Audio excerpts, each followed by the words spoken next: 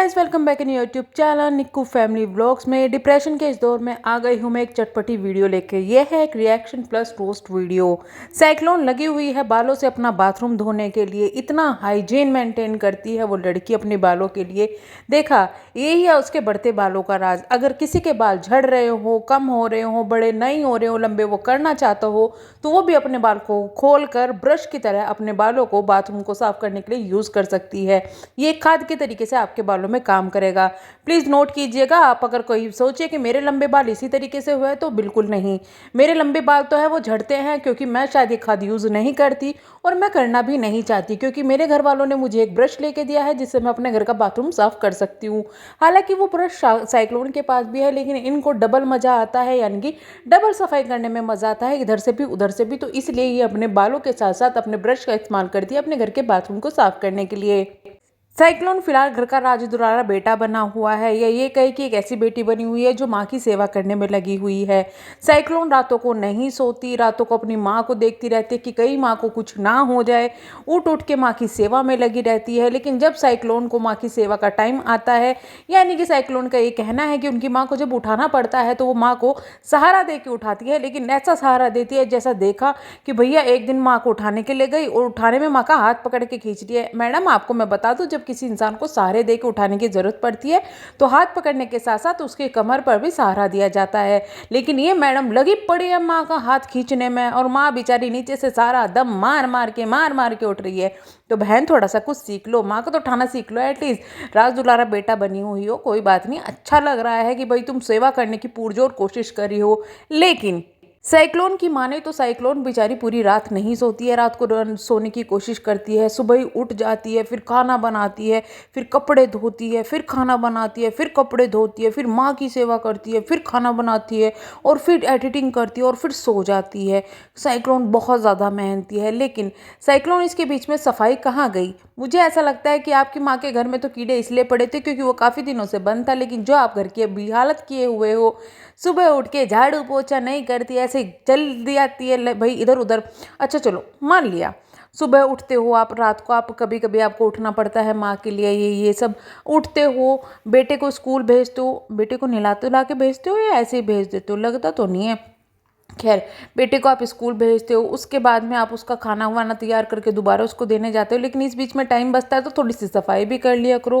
भाई, नाश्ता पानी के बीच में टाइम तो बचता है, क्योंकि आपके पापा तो आधे से ज़्यादा टाइम में बाहर से खाना लेके आते हैं।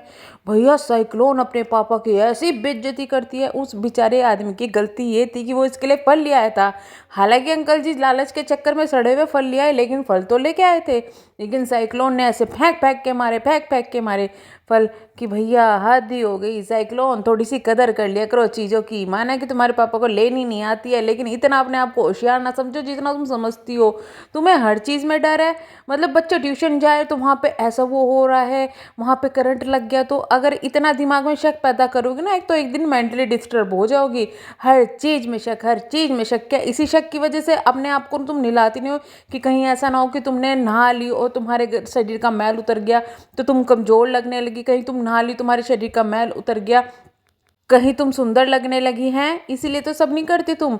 बता देना एक बार। आज साइक्लोन इतना ज़्यादा खुश है कि भाई अब जिम खुलने वाला है, साइक्लोन जिम जाएगी, लेकिन साइक्लोन को फिर से कन्फ्यूज़न।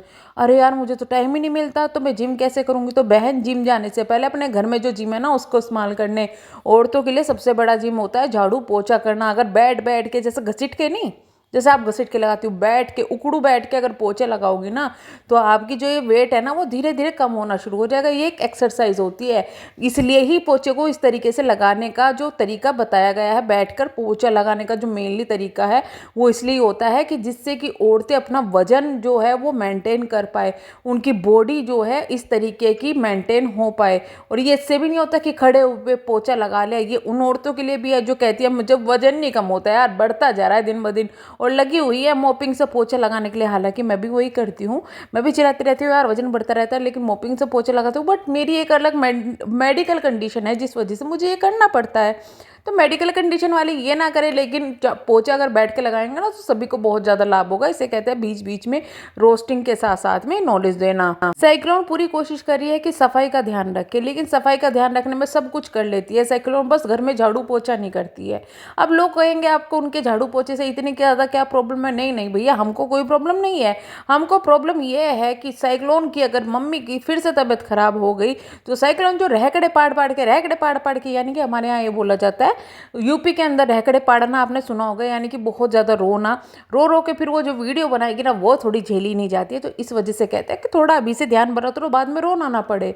जब साइक्लोन की मम्मी हॉस्पिटल में एडमिट थी, जिस वक्त बहुत ज़्यादा बीमार थी, सुपर डुपर बीमार थी, कंडीशन पूरी खराब थी, उस वक्त तो साइक्लोन ने बिल्कुल तबाही मचाई हुई थी। यूट्यूब पर कहीं मम्मी के घर की गंदी गंदी वीडियो दिखाने में, मम्मी को बदनाम करने में, कहीं भाई को गाली देने में, कहीं पापा को गाली देने में, कहीं इसको गाली, कहीं उसको गाली, कहीं झूठ बोलने में। लेकिन तब साइक्लोन को ये याद नहीं आया कि माँ की कंडीशन इतनी ख़राब है। तब साइक्लोन आराम से पड़ के सोती थी, आराम से चिल्लाती थी इधर उधर भटकती आत्माओं की तरह। लेकिन जहाँ साइक्लोन की माँ को थोड़ा सा आराम लगा तो साइक्लोन पहुँच गई माँ को लेने के लिए। माँ को लेके आई और उसके बाद में साइक्लोन ने कहा कि 1 हफ्ते का तो कम से कम कंटेंट दे दे भाई मुझे, प्लीज़ मेरे कंटेंट के नाम पे मुझे माँ दे दे माँ। बल्कि भाई ने अपने एक मैसेज में खुद लिखा हुआ था कि अगर माँ तेरे पास में आई तो सोच लेना। लेकिन फिर भी साइक्लोन पहुंच गई माँ को लेने के लिए। और किस तरीके की अंकुर आप बात करते हो कि माँ बापा इसलिए जा रहे हैं कि पैसे आने हैं, ये आने हैं, वो करने हैं। इतने दिनों से तो तुम्हारी माँ घर पे पड़ी हुई है, कौन से पैसे तुम्हारे निकलवा रहे हैं। झूठों की भी हद होती है, पूरी फैमिली झूठ है। अंकुर ने तो अपना पल्ला झाड़ लिया ये चीज़ कहलवा के अपनी माँ से कि भाई हम आ जाएंगे, ये सब करने जा रहे हैं, वो सब करने जा रहे हैं। लेकिन सच्चाई से कोई मुंह नहीं फेर सकता कि भाई माँ को, अगर माँ ने आने की इच्छा जताई तो अंकुर ने भी सोचा ओहो जाओ भेज दिया जाए, सारा ब्लेम इस पे लगा दिया जाए। और साइक्लोन तो कंटेंट के लिए माँ को उठा लाई। खुद है, आप भी एक बात बताओ, साइक्लोन अगर माँ को सेवा करने के लिए लाई है, सेवा करना चाहती है, तो क्या आपको किसी चीज़ में ऐसा लग रहा है कि वो बहुत मन से कर रही है, कुछ कर रही है? क्या आपको इस चीज़ का एहसास नहीं हो रहा है कि वो कंटेंट पे ले जा रही है, कंटेंट पे ले जा रही है? माँ की सेवा में क्या चीज़ें होती है? माँ के आसपास सबसे पहले सफाई रखनी पड़ती है। कौन सी सफाई ये रख रही है? खाना ऐसा देना पड़ता है जो कि अगर आपका भी कोई एडमिट हुआ हो इसी तरीके की किसी बीमारी से या कुछ भी बीमारी से, अगर बीपी हाई से भी किसी को प्रॉब्लम होती है ना, तो डॉक्टर उनको भी एक चार्ट बना के देते हैं जो कि खाई जाती है डाइट चार्ट। उसके हिसाब से खिलाई जाती है दवाई भी और डाइटिंग भी। लेकिन इसके घर में किसी की कोई डाइटिंग चार्ट नहीं है, जो मर्जी आओ बनाओ, जो मर्जी करो। साइक्लोन, आपके भाई से और आपसे एक सवाल है, क्या आपकी माँ जब हॉस्पिटल में एडमिट हुई थी उस हॉस्पिटल में इतनी भी सुविधा नहीं थी? जब उनकी जो फाइल तैयार की करके दी गई होगी उसमें भी लिखा होता है कि भाई इस टाइम पर ये चीज़ खानी है, इस टाइम पर ये चीज़ नहीं खानी है, पर तुम्हें क्यों नहीं मिली? या तुम लोग उसे इग्नोर मार रहे हो, क्या कर रहे हो? या तुम्हें कुछ बनाना ही नहीं आता जो तुम माँ के लिए बना सको? बहुत सारी चीज़ें आती हैं, मैं बताती हूँ आपके यहाँ पे। मेरे ताऊ जी काफ़ी टाइम पहले मेरी शादी के बाद में, मतलब जब मेरी शादी होने वाली थी उस समय वो काफ़ी ज़्यादा बीमार थे। तो बीमार थे क्योंकि उनकी तरफ इतनी, उनके घर की तरफ इतना ज़्यादा हाइजीन मेंटेन नहीं था और हमारे घर की तरफ था, तो वो हमारे घर में रहे थे। हाइजीन मेंटेन का मतलब ये है कि वहाँ पुराने बने हुए थे और हमारे जो घर है वो नए बने हुए थे, तो वो हमारे यहाँ पर आकर रहे थे। तो इस वजह से बहुत सारी चीज़ें मैं आपको बताती हूँ कि क्या होता है। सबसे पहले बोलता है कि हाइजीन मेंटेन करनी पड़ती है, ठीक है, हाइजीन मेंटेन करनी पड़ती है। उनके बिस्तर आपको हर दूसरे दिन बदलने पड़ते हैं, उनको खड़ा होने के लिए सहारे की ज़रूरत पड़ती है। लेकिन इसका मतलब ये नहीं है कि आप हाथ पकड़ के खींचने लगो। जब डॉक्टर उनको डिस्चार्ज करके भेजेगा उस वक्त पूरा एक चार्ट बना के भेजता है जिसमें मेडिसिन का टाइम भी लिखा होता है और सुबह से लेकर शाम तक का टाइम भी, कि क्या क्या खाना है, किस वक्त क्या नहीं खाना है, वो भी लिखा होता है विद टाइम।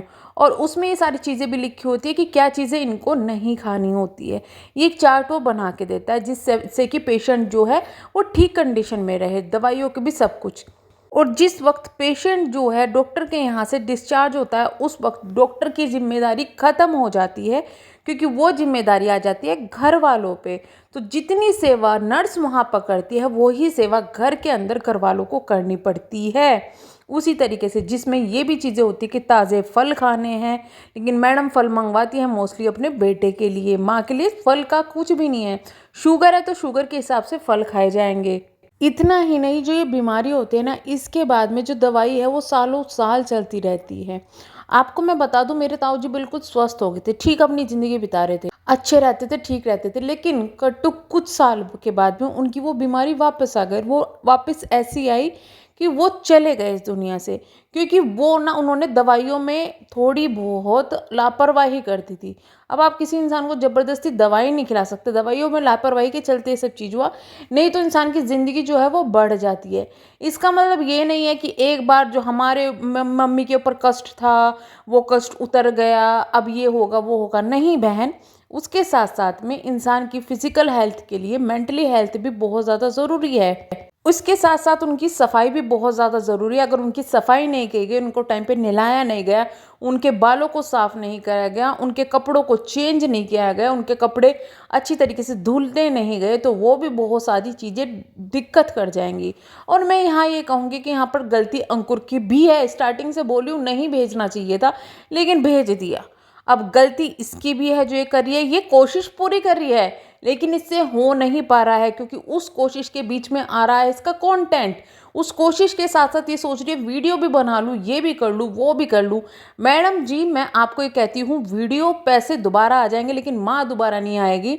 अगर आप दिन की 3 की जगह 2 वीडियो भी डालेंगी ना, और माँ की थोड़ी सी ज़्यादा सेवा कर लेंगी, तो वो ज़्यादा अच्छा रहेगा, लोगों को भी अच्छा लगेगा। ना कि तुम्हारी ये 3 वीडियो और ये 4 कंटेंट का किसी को भी कोई इंटरेस्ट नहीं आएगी। कब तक इस चीज़ से कंटेंट क्रिएट करती रहोगी, माँ की सेवा, माँ की ये, माँ की वो। खैर, नेक्स्ट वीडियो में इनके टाइटल पढ़े जाएंगे, बहुत ही खतरनाक टाइटल डाले जा रहे हैं। टाइटल में कभी कभी तो ऐसा लगता है कि माँ को पता ही नहीं क्या हो गया, भला ही रोवा राट। टाइटल इतने खतरनाक है, थंबनेल इतने खतरनाक है, भैया इस लड़की से राम ही बचाए।